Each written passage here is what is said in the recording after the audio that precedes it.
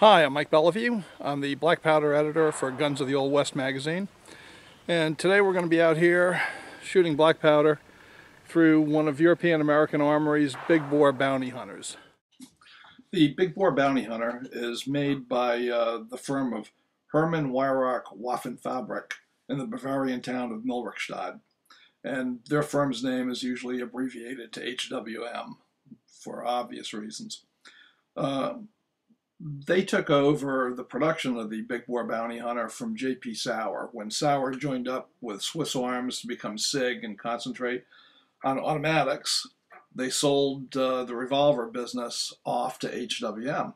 So if you remember a gun called the Western Marshal made by Sauer and Sons, which you'll see at the top in this picture, that is actually the ancestor of today's big bore bounty hunter, which you see at the bottom.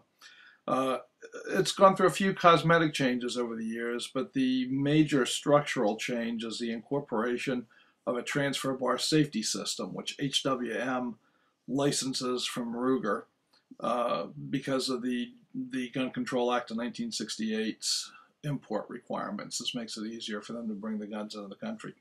So the safety system is really just like a Ruger, but the rest of the lock work is just like a Colt. So it's a pretty interesting piece.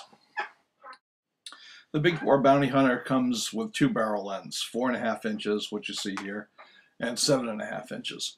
The 4.5 inch barrel models come with a very plain Jane set of walnut one-piece grips, which I've changed out for these poly ivory grips from Buffalo Brothers. And I've had these grips on the gun now for a good 10 years, and they've done just absolutely fine. But the 7.5 inch models come with the most awful grips you can imagine. And this comes on all the 7.5 inch models. These are big, oversized two-piece grips that extend beyond the bottom of the frame and are totally unnecessary to control this revolver. I swapped them out for a set of custom-made grips from Eagle Grips made out of their Ultra Imitation Black Pearl. These grips are beautiful, durable, and the photo really doesn't do them justice. The trigger pull on big bore bounty hunters with the factory spring is a good 7 pounds. It's much too heavy. What I do is I replace the factory triggers with a set of Wisner's medium strength Colt springs for both the trigger and bolt and for the mainspring.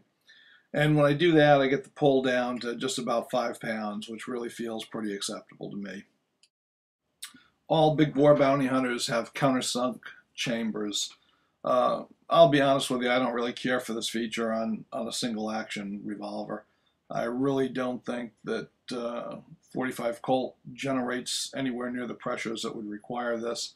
And it means you can't use Schofield, and it's tough for range officers at the loading table to verify that you've got an empty chamber under the hammer. So I would rather not have this, but this is the way they come. So these are my two big bore bounty hunters, and let's get them out to the range and see what they can do with black powder.